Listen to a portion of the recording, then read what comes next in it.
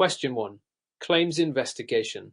Which of the following best describes the role of an adjuster in gathering evidence during a claims investigation? A. The adjuster should solely rely on the claimant's statement and not gather further evidence. B. The adjuster should gather all relevant documents, statements, and evidence from various sources to ensure a thorough investigation. C. The adjuster should only rely on physical evidence, such as photographs or police reports, and avoid contacting third parties.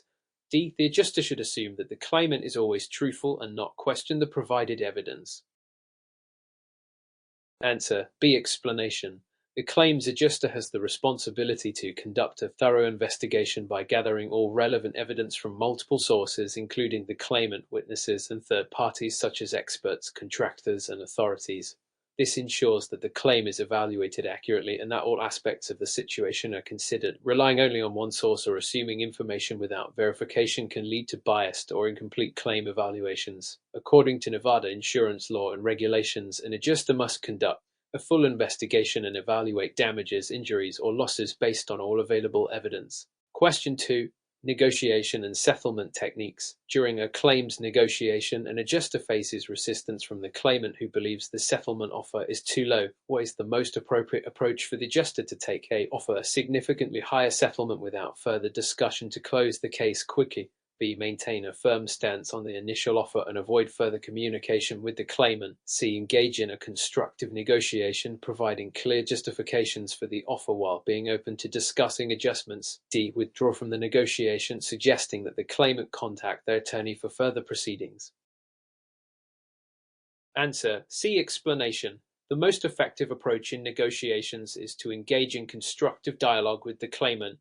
An adjuster should provide clear justifications for their offer, explaining the basis of the settlement according to the policy terms and any applicable laws. The adjuster should remain open to reasonable counteroffers or adjustments while maintaining professionalism and adhering to the company's guidelines. According to the principles of fair claims settlement practices, an adjuster must not deny, delay, or offer unreasonable settlements and must ensure that all settlements are conducted in good faith. Question 3. Scenario-based question. Claims process. Mr. Thomas, a policyholder, files a property damage claim after a storm damages his home. The adjuster investigates the claim and determines that the damage is consistent with the policy's coverage for storm-related losses. However, the adjuster notices a discrepancy in the amount Mr. Thomas reported for repairs compared to the estimates obtained by contractors. What should the adjuster do next? A. Accept the claimant's report without verifying the discrepancies and proceed to settle the claim.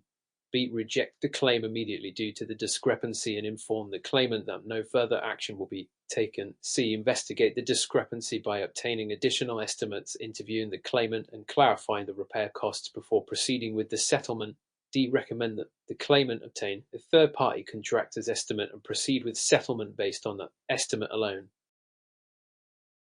Answer: C. Explanation. The adjuster should conduct further investigation into the discrepancy between the reported repair costs and the estimates from contractors.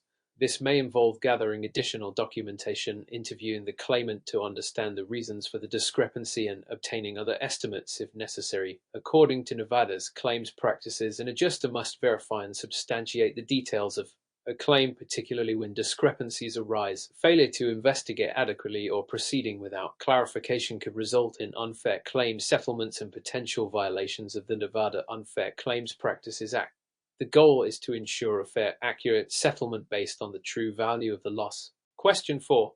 Legal aspects of claims adjusting. When handling an insurance claim, an adjuster discovers evidence that suggests the claimant may have intentionally caused the damage to their property. How should the adjuster handle this situation? A. Proceed with the claim settlement without further investigation, as the claimant is entitled to their policy benefits. B. Investigate the matter further and, if fraud is suspected, report the findings to the appropriate authorities following proper procedures. C. Deny the claim immediately, assuming that the claimant intentionally caused the damage. D. Inform the claimant that the insurance company will no longer process the claim without providing any explanation.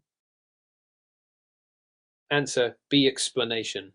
If an adjuster suspects that a claim may involve fraud, they must conduct a thorough investigation and, if necessary, report the issue to the proper authorities, such as the Nevada Division of Insurance or the National Insurance Crime Bureau. Nevada law mandates that insurance adjusters actively identify fraudulent claims and report suspicious activities. Denying a claim without proper investigation or not reporting suspected fraud can lead to legal consequences for the adjuster and the insurer. The adjuster is obligated to follow the law and uphold ethical standards by handling such claims appropriately. Question 5. Estimating and valuation. When determining the value of a vehicle damaged in an accident, an adjuster is using the actual cash value (SCV) method. Which of the following factors is most relevant in calculating ACV? A. The vehicle's original purchase price without considering depreciation. B. The estimated repair costs without considering the vehicle's condition. C. The current market value of the vehicle minus depreciation for age and condition. D. The policyholder's original down payment for the vehicle. Answer: C. Explanation.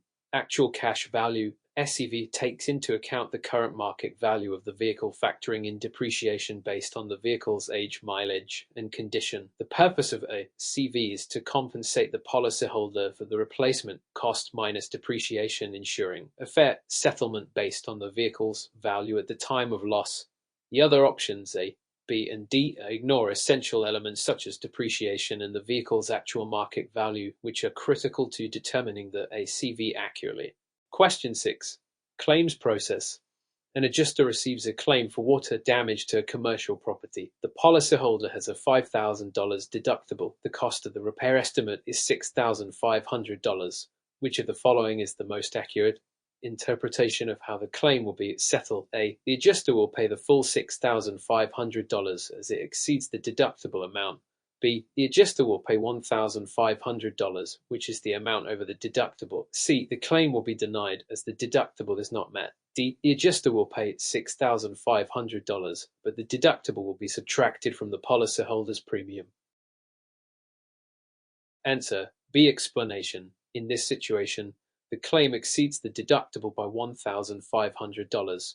The deductible is the amount the policyholder is required to pay out of pocket before the insurer begins covering the damages. Since the repair estimate is $6,500 and the deductible is $5,000, the adjuster will subtract the deductible from the repair costs, leaving $1,500 as the payable amount. This is consistent with how insurance policies with deductibles work, as outlined in Nevada insurance law. Question 7. Insurance contracts and policies. Which of the following is TRUE about exclusions in an insurance policy? A. Exclusions are provisions that limit or eliminate coverage for certain types of losses or damages. B. Exclusions are only valid if they are written in the declarations page of the policy. C. Exclusions are always the same in every insurance policy, regardless of the type of coverage. D. Exclusions have no legal impact on the validity of a claim if the policyholder can prove the loss was accidental.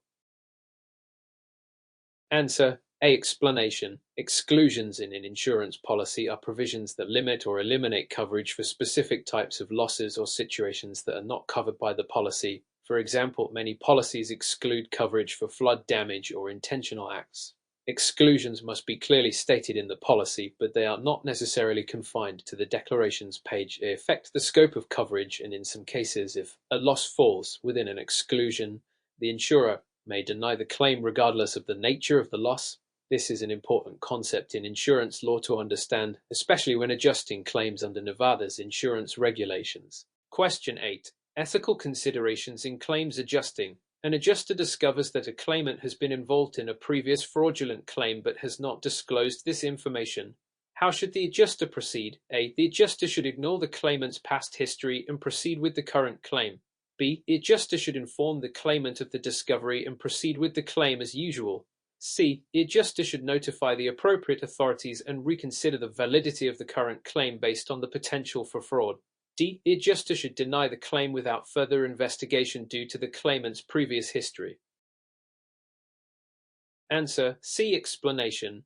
If an adjuster discovers that a claimant has a history of fraudulent claims, they must notify the appropriate authorities, e.g., the Nevada Division of Insurance, and reconsider the validity of the current claim. The adjuster is required to conduct a thorough investigation into the claim and any potential fraudulent activity. While past fraudulent claims are not necessarily indicative of current fraud, they do warrant additional scrutiny to ensure the integrity of the claim process.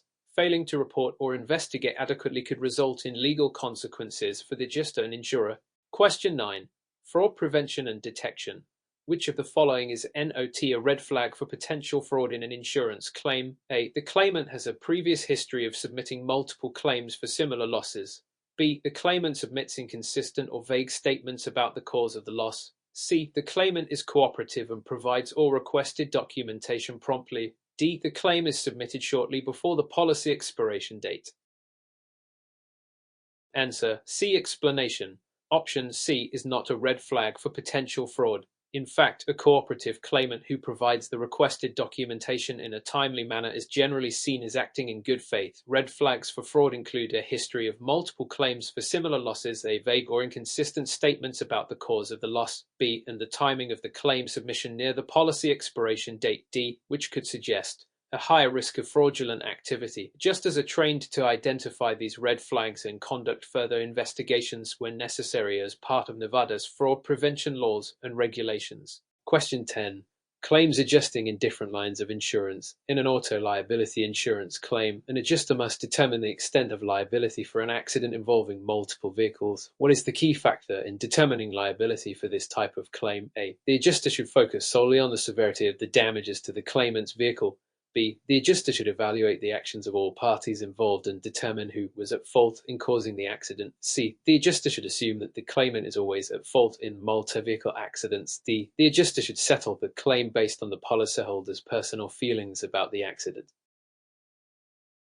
Answer B. Explanation. In auto liability claims, especially those involving multiple vehicles, the adjuster's primary responsibility is to evaluate the actions of all parties involved and determine who was at fault in causing the accident. This is based on an investigation of the accident circumstances, witness statements, police reports, and any available evidence. Liability is typically determined by analyzing the actions of each driver and determining who was negligent or responsible for causing the accident.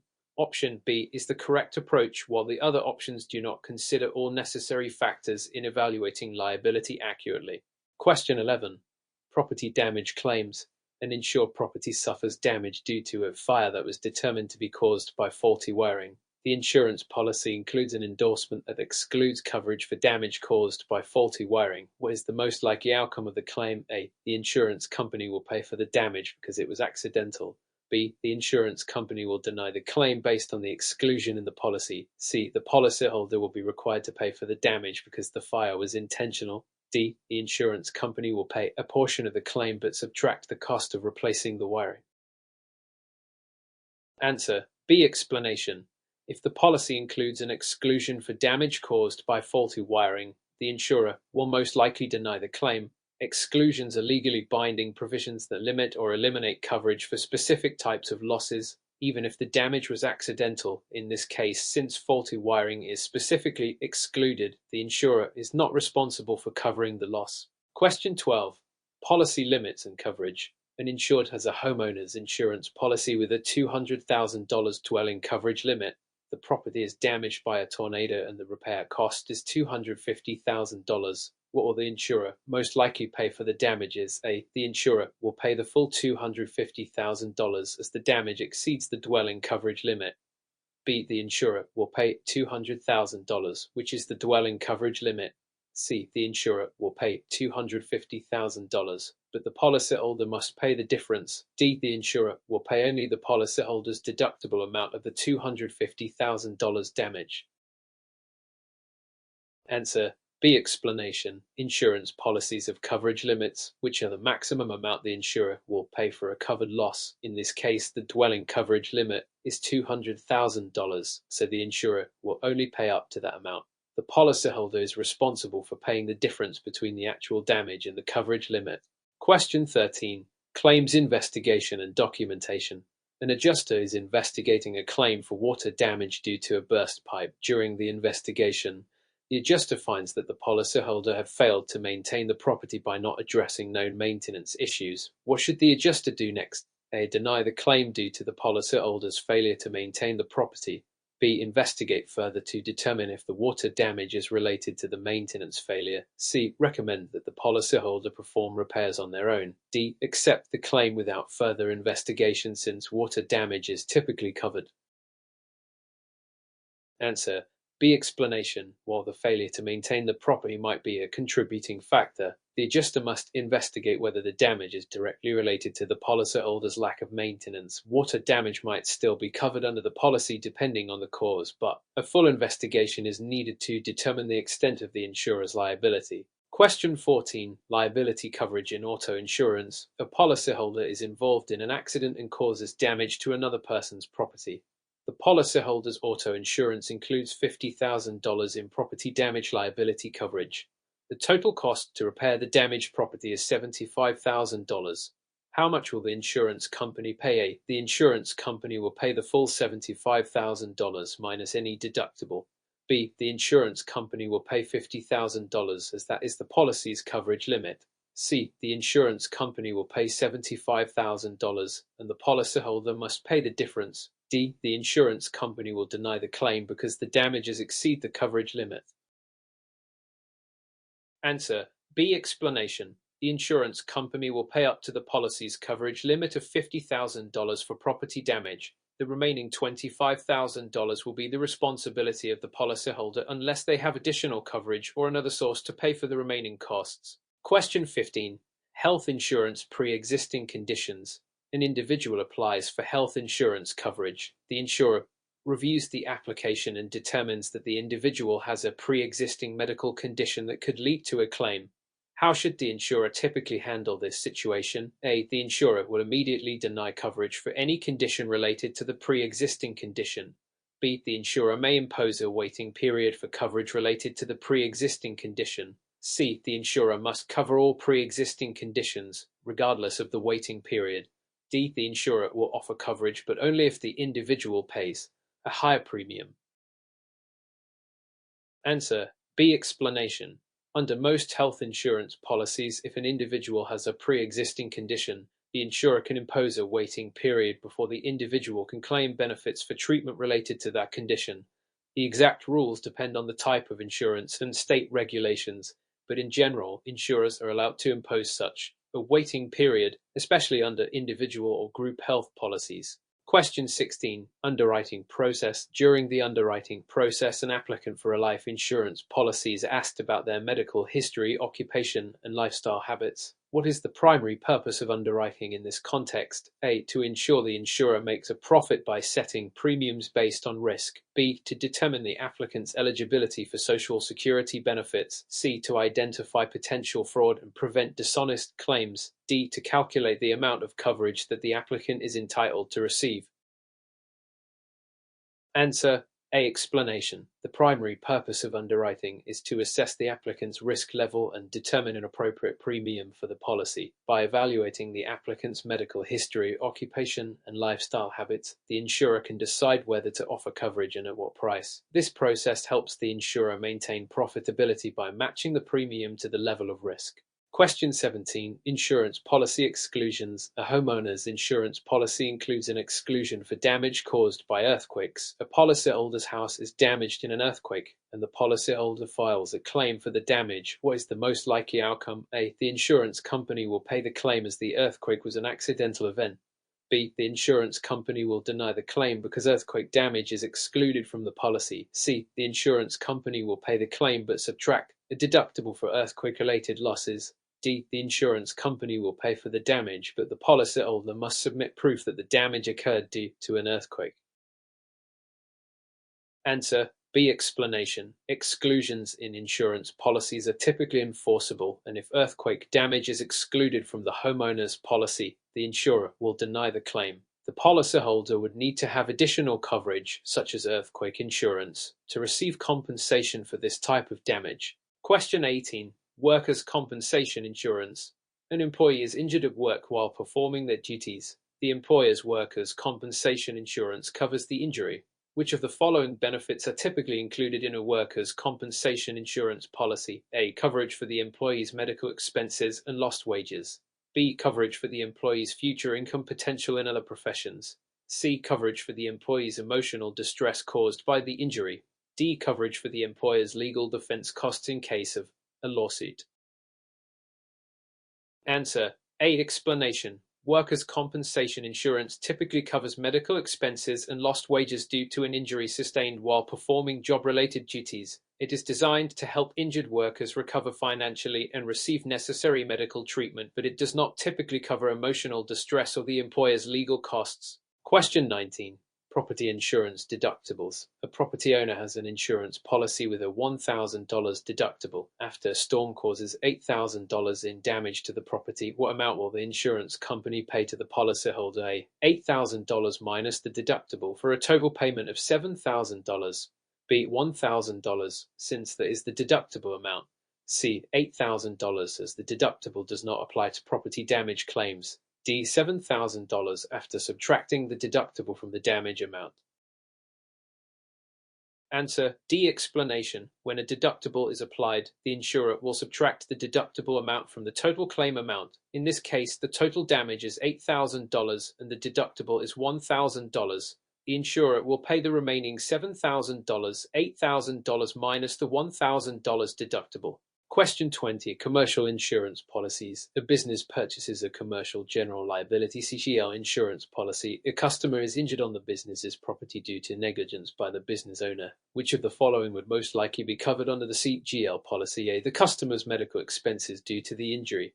B. The business owner's lost wages while recovering from the injury. C. The cost of replacing the damaged property of the customer. D. The business owner's legal fees associated with defending against a lawsuit. Answer A. Explanation. Commercial general liability (CGL) policies generally cover third-party injuries that occur on the business's property due to the business owner's negligence. In this case, the CGL policy would cover the customer's medical expenses related to the injury.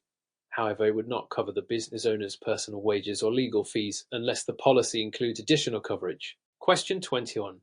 Coinsurance clause. A homeowner's insurance policy has a 80% coinsurance clause. The home is insured for $100,000, but its actual value is $200,000. If the homeowner suffers a loss of $40,000, how much will the insurance company pay? A. $40,000.